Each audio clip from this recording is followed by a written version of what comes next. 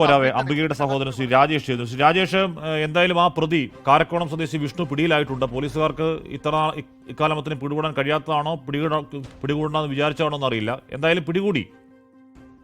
രാജേഷ് ഞാൻ പറയും, പ്രതി പിടികൂടിയ കാര്യം പറയായിരുന്നു. ഒരു അല്പം കൂടി ഒരു ആശ്വാസമുണ്ടോ? അകല ആശ്വാസമായി. പക്ഷെ ഇവൻ മാത്രമല്ലല്ലോ സാർ, അതിന്റെ അകത്ത് വേറെ ആൾക്കാരില്ലേ? അവരെ അറസ്റ്റ് ചെയ്യുന്നില്ലല്ലോ.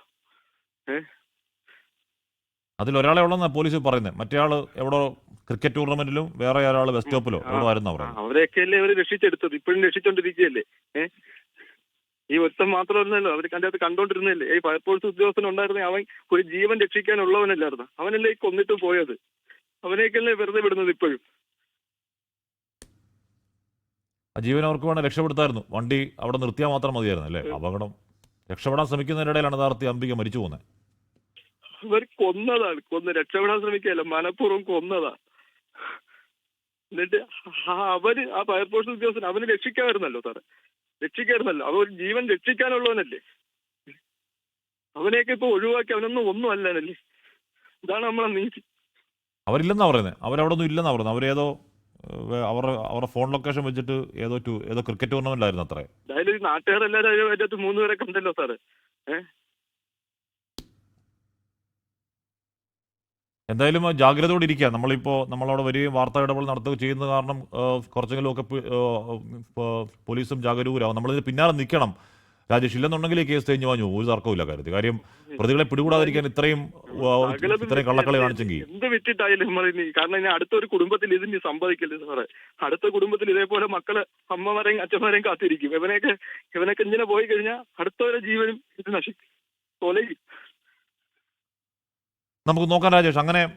അങ്ങനെ നമ്മൾ പാവങ്ങളാണ് എന്ന് കരുതി നമ്മുടെ നീതി മുഴുവൻ നിഷേധിച്ചാൽ പിന്നെ നമ്മളൊക്കെ കയ്യും കെട്ടി നോക്കിയിരിക്കാൻ പറ്റുമോ? അങ്ങനൊന്നുമില്ല, നമ്മൾ പിന്നാലെ ഉണ്ട്. Thank you Rajesh. എന്തായാലും നമ്മൾ വിളിക്കാം.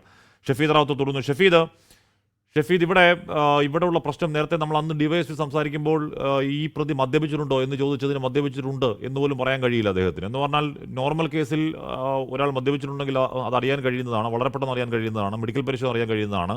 അന്നാ ഡിവൈഎസ്പി പറഞ്ഞത് എന്തോ കെമിക്കൽ പരിശോധനയ്ക്ക് അയച്ചിരിക്കുന്നതെന്നാണ് പറയുന്നത്. അപ്പോൾ ഇത് പ്രതികളെ പിടികൂടാതിരിക്കാൻ ഇത്രത്തോളം തട്ടിപ്പ് പോലീസ് തന്നെ കാണിച്ചെങ്കിൽ ഇനിയും ഇതിന്റെ പിന്നാലെ ഇല്ലെങ്കിൽ ഈ കേസിന്റെ അവസ്ഥ വല്ലാതായി പോകും. ഷഫീദ്, അഷ്മി, ഉറപ്പായിട്ടും. കാരണം അതായത് 24 ആദ്യമായി ആ കിളിമാനൂരിലേക്ക് പോകുന്ന ആ ഒരു ഘട്ടം എന്ന് പറയുന്നത് ഇതിന്റെ ദൃശ്യങ്ങൾ, അഷ്മി നേരത്തെ സൂചിപ്പിച്ച ആ ദൃശ്യങ്ങൾ നമ്മൾ കാണാനിടയായി. അതായത് ഈ ആക്സിഡന്റ് ഉണ്ടായ ശേഷം അപ്പോൾ ലൈവായി പകർത്തുന്ന ഒരു ദൃശ്യമായിരുന്നു. അതിൽ ഇദ്ദേഹം പറയുന്നുണ്ട്, വാഹനം പുറകിലേക്ക് എടുക്കരുത്, കാരണം എൻ്റെ ഭാര്യ അതിൻ്റെ അടിയിലുണ്ട് എന്ന് പറഞ്ഞ് ഇയാൾ ഈ മഹേന്ദ്ര താർ ജീപ്പ്, നമുക്കറിയാം അതിൻ്റെ ടയറൊക്കെ അംബികയുടെ മുകളിലൂടെ കയറി. അംബികയുടെ പോസ്റ്റ്മോർട്ടം റിപ്പോർട്ട് വായിച്ചാൽ നമുക്കൊരിക്കലും സഹിക്കാൻ കഴിയില്ല. കാരണം അത്രത്തോളം അവരുടെ പല ഭാഗങ്ങളിലും തകർന്നതായിട്ടാണ് അതിൽ പറയുന്നത്. അത്രത്തോളം വേദന അവർ തിന്നിട്ടുണ്ടെന്നുള്ള കാര്യത്തിൽ ഉറപ്പാണ്. ഇത് തിരിച്ചെടുക്കുന്നു. അതിനുശേഷം 7 കിലോമീറ്റർ കിളിമാനൂർ MC റോഡ് വഴി ആ പ്രതിക്ക് രക്ഷപ്പെടാൻ വഴിയൊരുക്കുന്നു അവിടെ മുതൽ തുടങ്ങുന്നു പോലീസിന്റെ പ്രതികളെ സംരക്ഷിക്കാനുള്ള നീക്കം. അതിനുശേഷം ഒരു ഗ്രൗണ്ടിൽ പോയി ഇവരിറങ്ങി ഓടി രക്ഷപ്പെടുന്നു. നാട്ടുകാരാണ് അതിനുശേഷം ഇത് വളയുന്നതൊക്കെ ചെയ്യുന്നത്. പക്ഷേ അതിനുശേഷവും ജനുവരി 4 ശേഷവും പോലീസ് തിരിഞ്ഞു നോക്കിയില്ല, കിളിമാനൂർ പോലീസ് തിരിഞ്ഞു നോക്കിയില്ല എന്നുള്ളതാണ് ഇതിൽ ഏറ്റവും സങ്കടകരമായിട്ടുള്ള കാര്യം. പിന്നീട് നമ്മൾ ആ പ്രതിഷേധ സമയത്ത് ത്രൂ ഔട്ട് നമ്മളൊരു 1.5 മണിക്കൂർ നമ്മളത് വാർത്തയാക്കി നൽകിയതിന് പിന്നാലെയാണ് പോലീസ് ഒന്ന് അനങ്ങി തുടങ്ങിയത്. നമ്മളവിടെ എത്തിച്ചേർന്നു, നമ്മൾ വാർത്തയാക്കാൻ പോകുന്നു എന്നറിഞ്ഞപ്പോൾ വർക്കല ഡിവൈഎസ്പി പ്രതിഷേധത്തെ തുടർന്ന് അവിടെ എത്തി. അതിന് തൊട്ട് മുൻപ് ഒരു കാഴ്ച ഉണ്ടായിരുന്നു. അതായത് ഒരു യുവാവിന്റെ മൃതദേഹം വെച്ചുകൊണ്ട് പോലീസ് സ്റ്റേഷന് മുൻപിൽ ബന്ധുക്കൾ പൊട്ടിക്കരഞ്ഞ് പ്രതിഷേധിക്കണമെങ്കിൽ സ്വാഭാവികമായും അത്രയും വൈകാരികമായി നിൽക്കുന്ന ആളുകളെ കയ്യേറ്റം ചെയ്യാനാണ് കിളിമാനൂർ CI ജയൻ നിർദ്ദേശം നൽകിയത്. അതിനുശേഷമാണ് അവിടേക്ക് വർക്കല ഡിവൈഎസ്പി എത്തുകയും നമ്മളത് വാർത്തയാക്കുകയും തുടർന്ന് ചർച്ച നടത്തുകയും ആ ചർച്ചയിൽ ഇവർക്ക് ഉറപ്പ് നൽകുകയും ചെയ്തു. 304 വകുപ്പാണ് അതിനുശേഷം ചുമത്തിയത്. ഏതായാലും അതിൽ അന്വേഷണം നടക്കുന്നുണ്ട്. പക്ഷേ ഇപ്പോഴും നമുക്ക് അക്കാര്യത്തിൽ പ്രതീക്ഷയില്ലാത്തൊരു കാര്യം, ഇവരാരെ സംരക്ഷിക്കാനാണോ ശ്രമിച്ചത് ആ ഉന്നതർ, അതിൽ ഒരു ഉന്നത പോലീസ് ഉദ്യോഗസ്ഥയുടെ ഗാർഡിൽ ഉണ്ടായിരുന്ന ഒരാൾ, അയാളാണ് ഇതിനുവേണ്ടി ഇടപെടലൊക്കെ നടത്തുന്നതെന്നൊക്കെയുള്ള വിവരങ്ങൾ അന്ന് അവിടുത്തെ പ്രാദേശിക നേതാക്കൾ ഉന്നയിച്ചതാണ്. അവർ വെറുതെ അങ്ങ് ഉന്നയിച്ചത്, അവർക്ക് ചില തെളിവുകളടക്കം ഉണ്ടായിരുന്നു. പക്ഷേ അതൊന്നും നമുക്ക് ഈ ഘട്ടത്തിൽ റെസ്പോൺസിബിളായി പുറത്തു പറയാൻ കഴിയില്ല. ഏതായാലും പോലീസ് അന്വേഷണം നടക്കട്ടെ. പോലീസ് ഈ പ്രതികളെ സംരക്ഷിക്കാൻ ശ്രമിച്ചു. ഒടുവിൽ അത് വാർത്തയായി, നമ്മൾ വാർത്തയാക്കി. ആ വാർത്തയൊക്കെ വലിയ ചർച്ചയായി. പിന്നാലെ ആ പ്രതികൾക്ക് വേണ്ടി, അതായത് ഈ വിഷ്ണുവിനെങ്കിലും പിടിക്കാനുള്ള ഒരു നീക്കത്തിലേക്ക് പോലീസ് എത്തിച്ചേർന്നിട്ടുണ്ട്. അതും ഇയാളെ പിടിക്കുന്ന ഇന്നലെ വൈകിട്ടാണെന്നാണ് ഞാൻ മനസ്സിലാക്കുന്നത്. അത് പരമാവധി ഒളിച്ചു വെക്കാനും പോലീസ് ശ്രമിച്ചു എന്നുള്ളത് ഏറ്റവും പ്രധാനപ്പെട്ട കാര്യം. കാരണം നമ്മൾ ഇന്ന് രാവിലെ 5:30 മുതൽ പല പോലീസ് ഉദ്യോഗസ്ഥരെയും വിളിക്കുന്നുണ്ട്. പക്ഷേ അപ്പോഴൊന്നും അവർ ക്ലാരിറ്റിയിൽ ഒരു മറുപടി ഇതുമായി ബന്ധപ്പെട്ട് പറഞ്ഞിരുന്നില്ല. ഏതായാലും കുറച്ചെങ്കിലും ആശ്വാസകരമാണ്. ആ സഹോദരന്റെ വാക്കുകൾ നമ്മൾ കേട്ടതാണ്. ഇതിൽ ഫോളോ അപ്പുകൾ ഉണ്ടാകണം. മാത്രവുമല്ല, ഉന്നതരുണ്ടെങ്കിൽ അത് പലതരത്തിൽ പോലീസിന് വേണമെങ്കിൽ ആ തെളിവുകളൊക്കെ നശിപ്പിക്കാം. പക്ഷേ അതല്ല ഈ ഘട്ടത്തിൽ വേണ്ടത്. അതിനൊക്കെ അപ്പുറത്തേക്ക് ആ കുടുംബത്തിന് അല്ലെങ്കിൽ ആ കുഞ്ഞുങ്ങൾക്കെങ്കിലും നീതി ഉറപ്പിക്കാൻ ഇനിയെങ്കിലും പോലീസിന് കഴിയണം. ഹഷ്മി. ഷഫീദ് റാവുത്തറാണ് ആ വാർത്തയുടെ വിവരങ്ങൾ നൽകിയത്. അന്ന് 3 മണിക്ക് മുതൽ ആ വാർത്ത കണ്ട പ്രേക്ഷകർക്ക് ഓർമ്മയുണ്ടാകണം. ഷഫീദ് അവിടെ പോയപ്പോൾ ഈ ഥാറ് അങ്ങ് കിടക്കുകയാണ്. എന്ന് പറഞ്ഞാൽ 1 കിലോമീറ്ററോളം, അത്രയില്ലെങ്കിൽ ഒരു 3/4 കിലോമീറ്ററൊക്കെ അകലെ വാഹനങ്ങളുടെ നീണ്ട നിരക്ക് ഒരു മൂലയ്ക്ക് വെറുതെ ഉണ്ടെങ്കിൽ ഇട്ടേക്കാണ്. അതവിടെ കത്തുകയും ചെയ്തു. എന്ന് പറഞ്ഞാൽ കേൾപ്പോരും കഴിവില്ല, അല്ല എവിടെങ്കിലൊക്കെ എന്തെങ്കിലും ആയിക്കോട്ടെ എന്ന മനോഭാവത്തിൽ കിടക്കുന്ന തുണ്ടി. എന്ന് പറഞ്ഞാൽ ഈ കേസിന്റെ പ്രധാനപ്പെട്ട തെളിവാണ് അത്. ആ തെളിവിൻ്റെ അവസ്ഥ അന്ന് പ്രേക്ഷകർ കണ്ടതാണ്.